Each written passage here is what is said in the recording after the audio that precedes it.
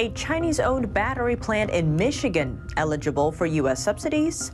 The money is supposed to boost domestic clean energy manufacturing and reduce U.S. dependence on China, especially for solar panels and electric car batteries. So why are these Chinese companies reaping benefits from American taxpayer funds? We dive in for an explanation. Well, what do you think? Let us know below and subscribe if you haven't already. This program is brought to you by Preserve Gold, the #1 precious metals IRA provider. Call 855-962-3322.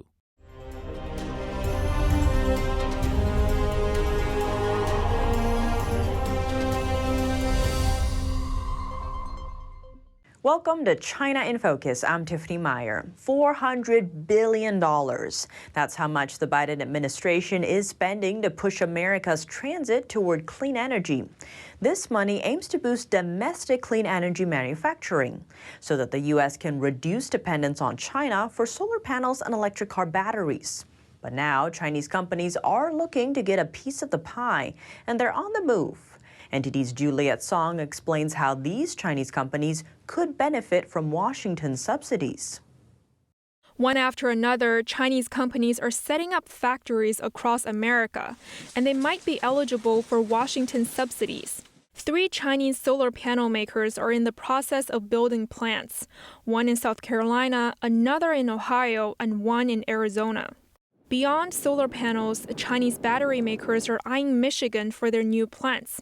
There, China-based Gotion is planning to build a plant to produce lithium-ion batteries used in electric cars. Also in Michigan, another Chinese battery maker called Cattle is working with Ford to set up a battery plant. And it's good business, and it's good for our customers. It's unclear how much in subsidies these Chinese companies can get, but the state of Michigan has already approved almost $2 billion of incentives for the 2 battery plants. Those are our tax dollars, and they're being spent regardless of how the constituents, residents feel on how those tax dollars are spent. Julie Reynolds has lived in West Michigan for over 20 years. She's also the content director for Muskegon County Conservative Women's Caucus, a local political action committee. I don't think that we need to bring that in, invite that in, give them tax incentives to come over here when we're essentially fighting a battle with China on many different levels. So I don't understand why we are bolstering up our enemies, so to speak, instead of choosing a company that would better America, that would help our citizens and hold true to our values. She's concerned that China-based Gotion would bring in Beijing's ideals and infiltrate the local community. They don't exactly have a good track record for treating people well, and their ideals are not the same as our ideals, and their constitution is not the same as our constitution. The Chinese battery plant is facing strong pushback. 2 weeks ago, local residents held a rally protesting Gotion's investment plan. Alongside the troubles above, they're also concerned about pollution. On the other hand, supporters of the Gotion plant are boasting about the economic benefits, saying it would bring over 2,300 jobs over the next decade. Though Reynolds says some residents hold a different view. They feel like these are empty promises for jobs, just to try to get the community on board and supporting Gotion coming in. A former U.S. ambassador to the Netherlands says if Michigan is willing to hand out almost $2 billion to companies who want to create jobs, there are other options. I think there are lots of people in America. There are lots of people and companies in countries that are allied with us, whether it's in Europe, whether it's Korea or Japan or Australia, that are more than willing to put together proposals to take advantage of that $1 to $2 billion. Pete Hoekstra is a former congressman who represented Michigan's 2nd congressional district. He's been warning about Chinese companies taking advantage of U.S. green energy goals. This is critical infrastructure for our supply chain, batteries, and we're very concerned about outsourcing this to Chinese companies, in effect outsourcing it to the Chinese Communist Party. Here you go. It's now law. Hoekstra noted the Inflation Reduction Act has loopholes that could be taken advantage of by Chinese companies. One example is Ford's plant battery factory. The automaker said the plant would use technology and services from Chinese battery maker CATL to produce the batteries. Ford said, well, we're not partnering with them. We're just licensing their technology.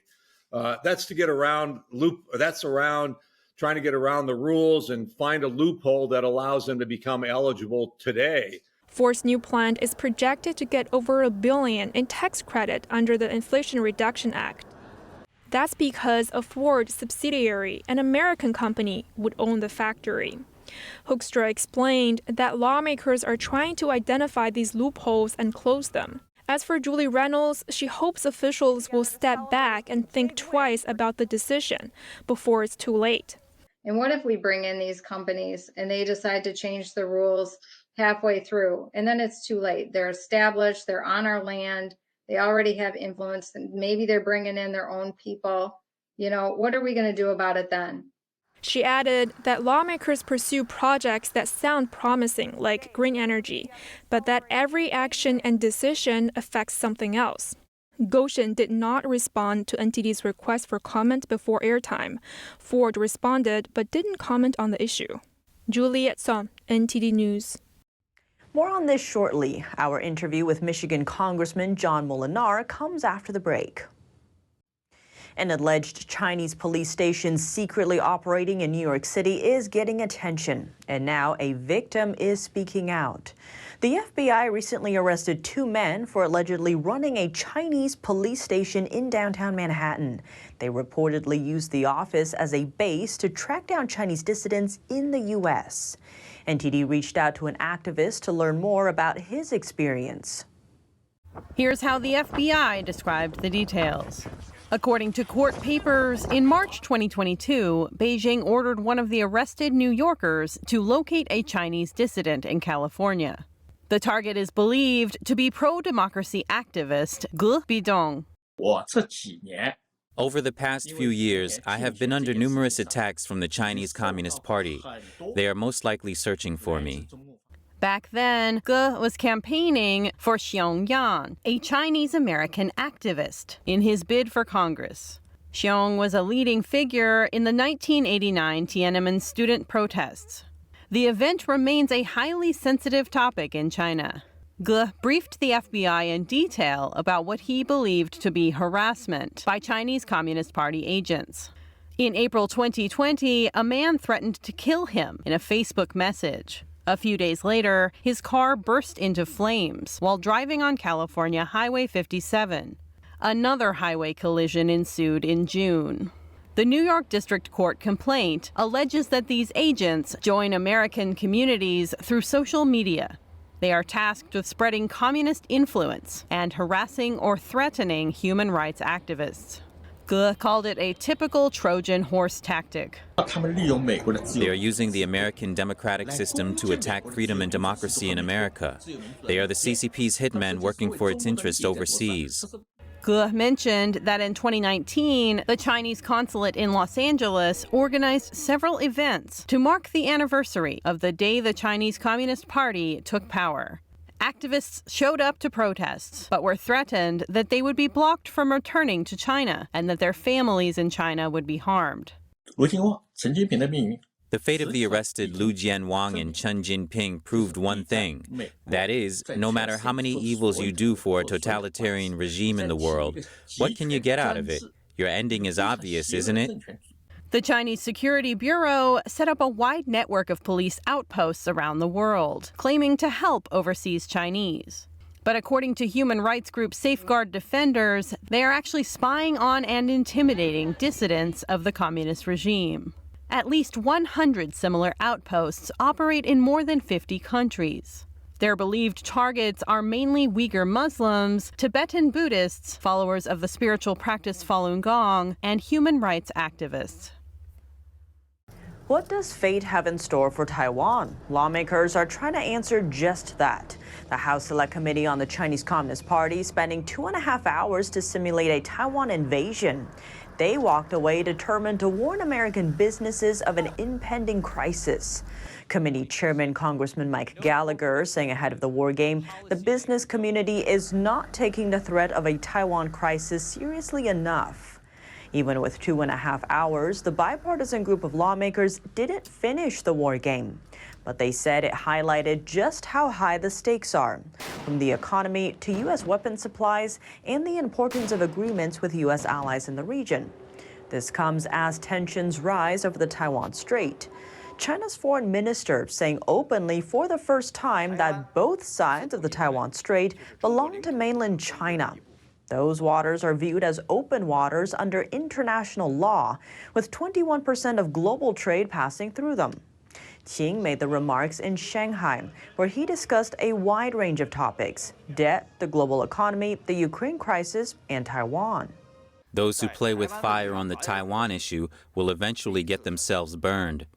China recently held military exercises around the self-ruled island. That's after Taiwan's president Tsai Ing-wen met with U.S. House Speaker Kevin McCarthy in California. Beijing views democratically governed Taiwan as its own territory. That's despite never having ruled it. Taiwan, meanwhile, warning of escalating threats from its communist neighbor.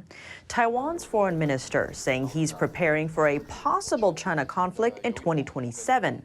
This comes as U.S. intelligence says Xi Jinping has ordered the country's military to be ready to take over Taiwan by 2027. Xi has stressed the Taiwan issue since he came to power in 2012. With that going on, Taiwan is taking action to shore up its defenses. The island seeing a surge in companies pulling investment out of China. Bloomberg reports that new Taiwanese investments in China went down by 10% year-on-year to around $750 million. That's according to data by Taiwan's Investment Commission Thursday. Taiwanese companies used to be among the biggest investors in the world's second-largest economy. But that's been on the decline since the Trump administration. And while Taiwanese companies pull back on China investments, the island is increasing its defense readiness. First responders from various departments practicing emergency scenarios after a simulated Chinese attack on one of Taiwan's outlying islands. The annual pre-planned series of drills were modified to include elements of warfare. That's amid the war in Ukraine and a heightened sense of threat from neighboring China. The drill's standard goal is to raise readiness for natural disasters and other emergencies. But even more exercises are set for the region. 3 naval drills by China are scheduled one after another. They'll last for 1 week and will be held in the South China Sea near Taiwan. The first one kicking off Friday, with the last one slated to wrap up next Thursday. As tensions between China and Taiwan rise, China remains the island's biggest trading partner. In 2022, nearly 40% of Taiwan's exports were sent to China. And in the tech sector, Taiwanese company TSMC, the world's largest contract chip maker, got 15% of its first quarter revenue from the Chinese market, up from 12% the previous quarter. TSMC produces both high-end and low-end microchips. The chips sold to China are less advanced and don't fall under Washington's ban on sending chips made with cutting-edge U.S. know-how to China. North America is TSMC's biggest market, making up more than 60% of its revenue. The U.S. is seeking constructive and fair economic ties with China, including cooperation on climate.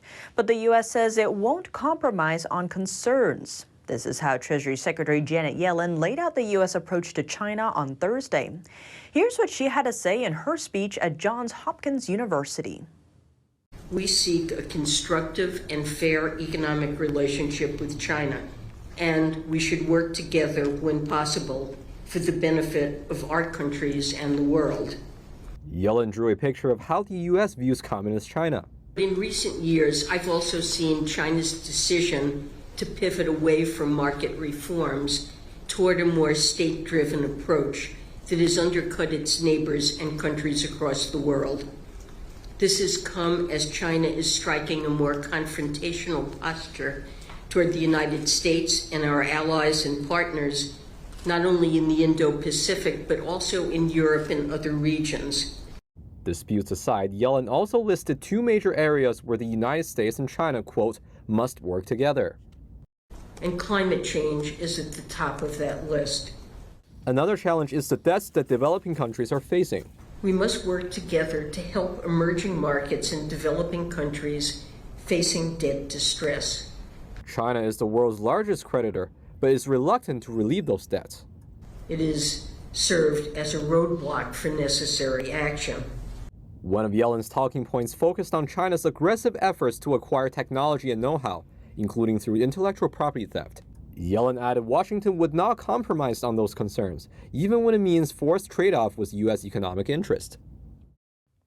A second Apple store is coming to India. The company's CEO met with Indian Prime Minister for a rare, high-profile reception.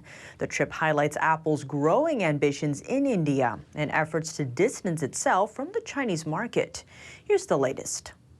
It's a dream come true, literally. Apple's second retail store in India is now in business, as doors to Apple's second opened in the capital, New Delhi, on Thursday.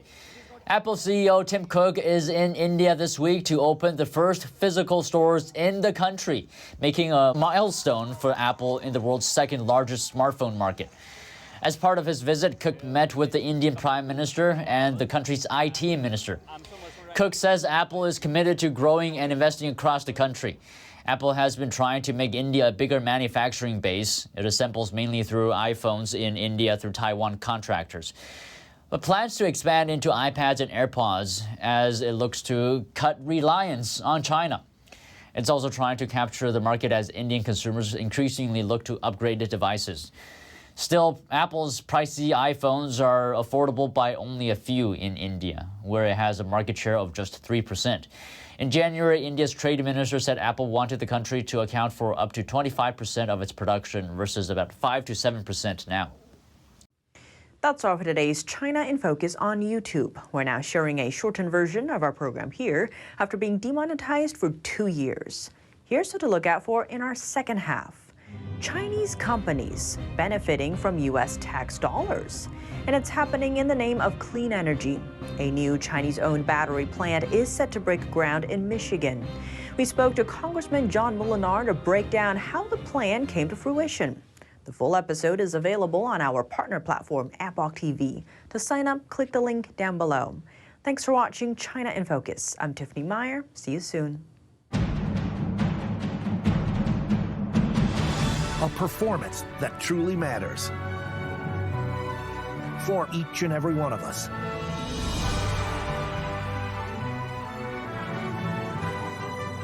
This is what you've been waiting for. See it at least once in your lifetime. Get tickets now at shenyun.com.